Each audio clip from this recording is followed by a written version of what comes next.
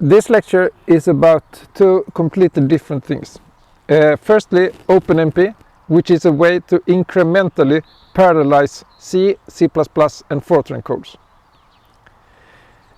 And the other is about Rust. Rust is a proposed systems programming language with the main difference between C and Rust that the compiler is really strict about which objects can be accessed through which pointers and by which threads. Suppose you have a correct single-threaded Rust program and you want to parallelize it. Then when the Rust compiler is happy with your source code, you should actually expect it to work at the first execution. Because these rules that the Rust compiler enforces make that a very likely thing to happen, to be. Okay, so suppose we have a parallel machine and we want to exploit all the cores and we have a single-threaded program. What should we do? Well, the absolutely best thing would be to let a parallelizing compiler partition all the data structures and produce a parallel version of the algorithm, or I mean of the source code. Now, if we look at the preflow push algorithm, it is easy to think that it is impossible to create such a parallelizing compiler, at least if it should produce efficient code. Okay, so say now that we have a few million lines of source code and we want to parallelize it. One option is to rewrite it in Scratch in a parallel language. That is not so tempting. It can take a long time and, well, it's a costly thing and it may not be necessary to parallelize everything.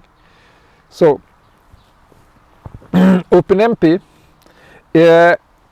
is an extension to C, C++ and FORTRAN, which lets the programmer focus on one loop at a time and incrementally parallelize a huge code base or a small. Okay, so what do we do? Well, the programmer, okay, so to run a sequential program, I mean that looks sequential on a parallel machine, either the compiler should analyze the loops and guarantee that these loops can be run in parallel. That's not the case with OpenMP.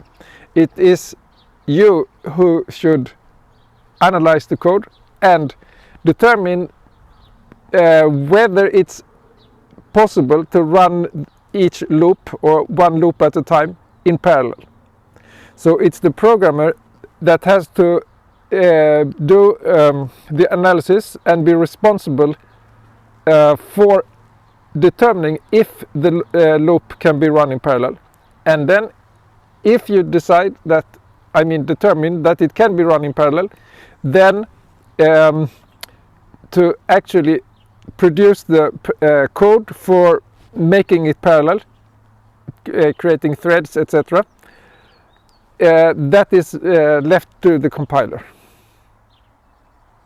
Okay, so what we do is to use something called pragma in C and C++.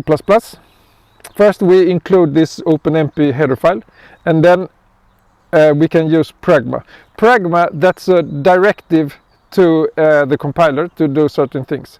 So this pragmas, they exist in the C standard,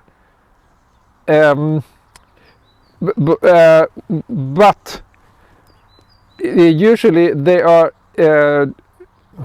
used for specifying things which are not exactly related to the C standard, but for instance vendor extensions, or as in this case telling the compiler that it can run the loop in parallel.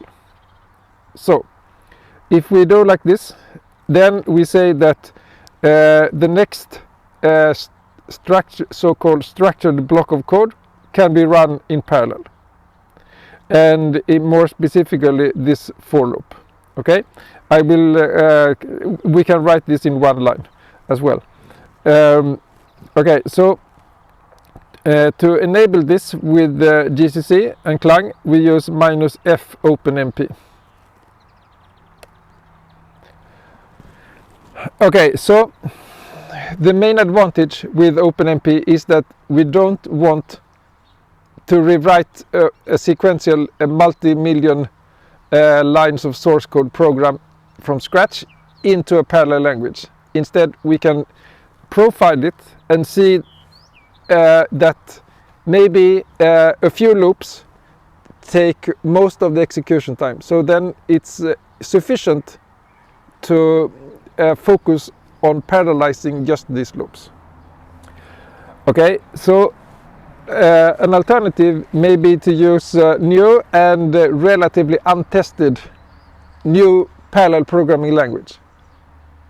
And untested means, in one interpretation, less than one or a few decades of use.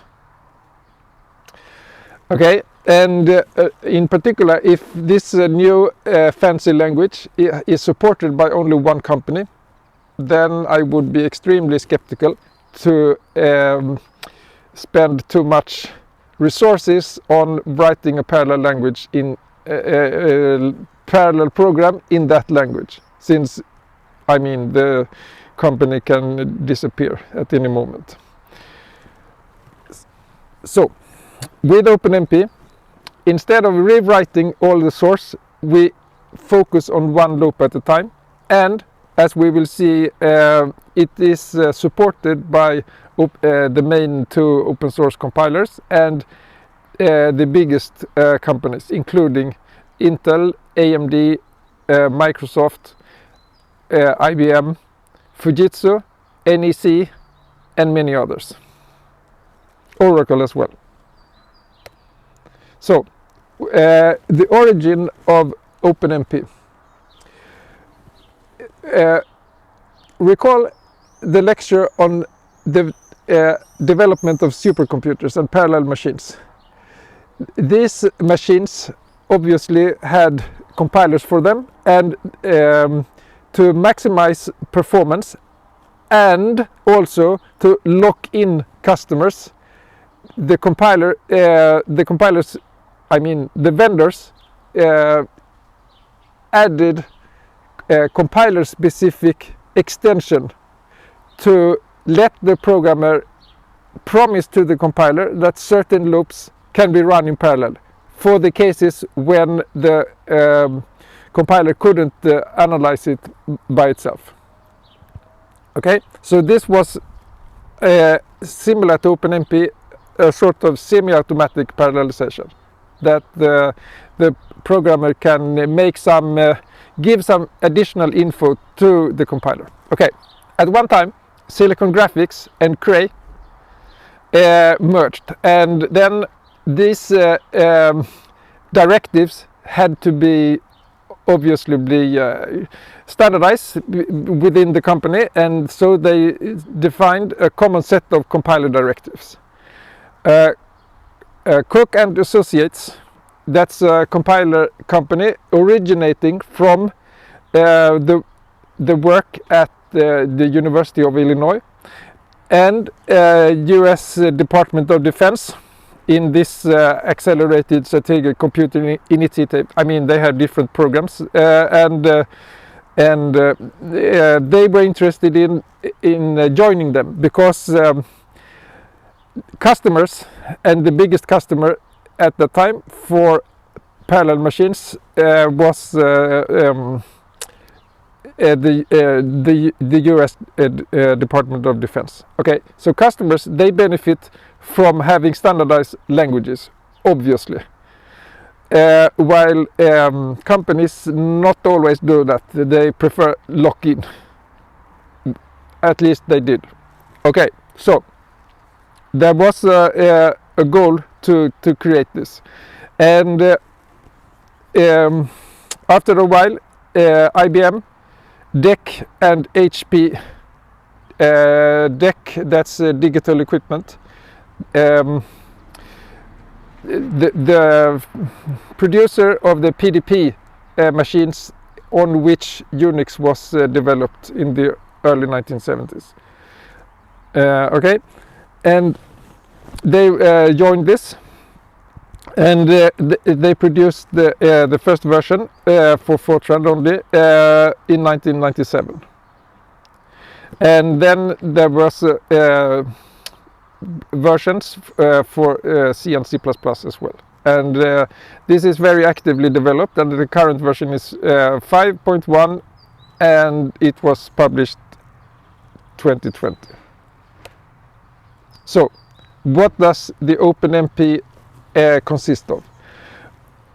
There are three things: compiler directives, pragma in C and C++, and special comments in FORTRAN, which is the common way to do such extensions in FORTRAN, and a runtime library, and environment variables.